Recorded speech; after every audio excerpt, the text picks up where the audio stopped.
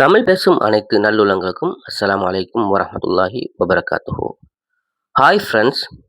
இன்னைக்கு ஒரு முக்கியமான விஷயத்த உங்ககிட்ட ஷேர் பண்ணலாம்னு இருக்கிறேன். அது என்ன முக்கியமான விஷயம்? வாங்க பார்க்கலாம்.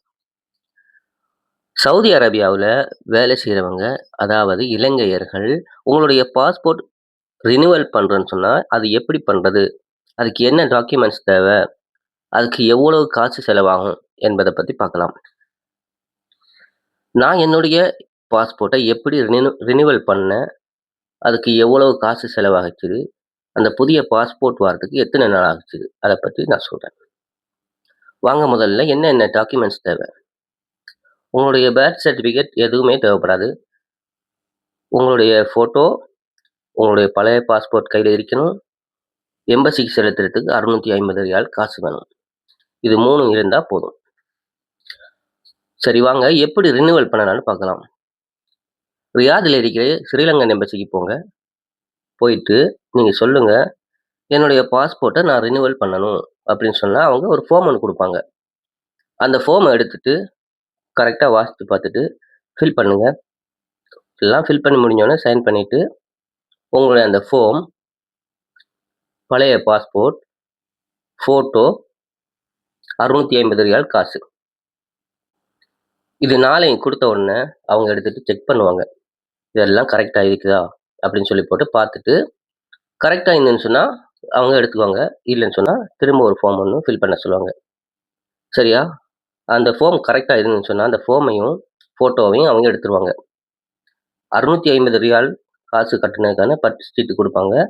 உங்களுடைய பழைய பாஸ்போர்ட்டையும் ரிட்டர்ன் குடுத்துருவாங்க. குடுத்த பிறகு அவங்க சொல்லுவாங்க, "உங்களுடைய பாஸ்போர்ட்ட 3 மாசத்துக்குள்ள நீங்க வந்து எடுத்துட்டு போலாம். எப்ப மெசேஜ் வருதோ, அந்த 3 மாசத்துக்குள்ள நீங்க வந்து எடுத்துட்டு போயிரலாம். அந்த பாஸ்போர்ட் எடுக்கிறதுக்கு நீங்க தான் வரணும்னு" சொல்லி போட்டு சொல்லி அனுப்புவாங்க. அதுக்கப்புறமா நீங்க உங்க இடத்துக்கு நீங்க போயிரலாம். போயிட்டு 1 மாசம் ஆன பிறகு நீங்க பாருங்க மெசேஜ் வராது. வரலைன்னு சொன்னா உங்களுக்கு செக் பண்ணி பார்க்கலாம். கால் பண்ணி பாருங்க. கால் பண்ணிட்டு கன்ஃபார்ம் பண்ணுங்க வந்திருக்கான்னு. வரலைன்னு சொன்னா திரும்ப வெயிட் பண்ணுங்க ஒரு 15 நாள். அப்படியே ஒரு 3 மாசத்துக்குள்ள நீங்க கன்ஃபார்ம் பண்ணிட்டு போங்க. சரியா?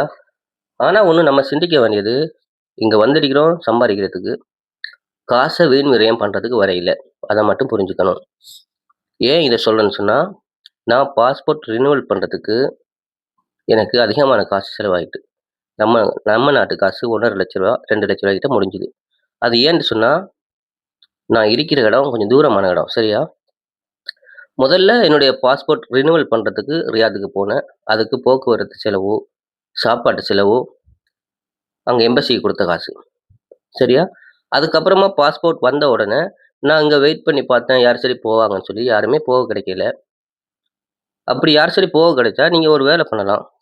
அந்த யார் போறாங்களோ அவங்களுடைய ஃபுல் நேம், இக்காமா நம்பர், உங்களுடைய ஃபுல் நேம், இக்காமா நம்பர் இதெல்லாம் போட்டு ஒரு லெட்டர் எழுதிட்டு அவங்க கிட்ட பாருங்க குடுங்க பழைய பாஸ்போர்ட்டையும். அவங்க போயிட்டு எடுத்துட்டு வந்துருவாங்க. அப்படி யாரும் போக கிடைக்கலன்னு சொன்னா, நீங்க தான் போகணும். அதுக்கு போறதுக்கு 2வது முறை போறதுக்கு காசு செலவாகும். சரியா? சாப்பாடு செலவு, போக்குவரத்து செலவு. இதெல்லாம் நம்ம நாட்டு காசுக்கு ரூ. 1,00,000 மேல முடிஞ்சிரும். சில பேருக்கு கொஞ்சம் கிட்டவா இருக்கும். கொஞ்சம் தூரமா இருக்கும். அப்படி பார்க்க போனா, கிட்டத்தட்ட ரூ. 1,00,000 மேல முடிஞ்சிரும். அதே பாஸ்போர்ட்ட நம்ம ஸ்ரீலங்கால ரினிவல் பண்றேன்னு சொன்னா, ரூ. 25,000 காசோட முடிஞ்சிரும். சரியா? நல்லா யோசிச்சு பார்த்துட்டு நீங்க பண்ணுங்க. இங்க கட்டாயமா பண்ண வேண்டியவங்க மட்டும் பண்ணுங்க. ஒரு 5 மாசம், 6 மாசம் அப்படிலாம் இருந்துன்னு சொன்னா, நாட்டுக்கு போயிட்டு ரினிவல் பண்ணிருங்க. நான் இங்க ரினிவல் பண்ண வேண்டிய காரணம் என்னன்னு சொன்னா, நான் வெக்கேஷன் போறதுக்கு டிக்கெட் பண்ணியிருந்தேன். அந்த டைம்ல இஸ்ரேல், ஈரான் யுத்தம் ஆரம்பிச்சுது. அதனால என்னுடைய டிக்கெட் வந்து கேன்சல் ஆயிட்டு. 2 முறை நான் அப்டேட் பண்ணேன். கேன்சல் ஆயிட்டு. அதுக்கப்புறம் என்னுடைய பாஸ்போர்ட் வேலிடிட்டி 90 நாள்லேருந்து 75 நாளாகி குறைஞ்சிட்டு.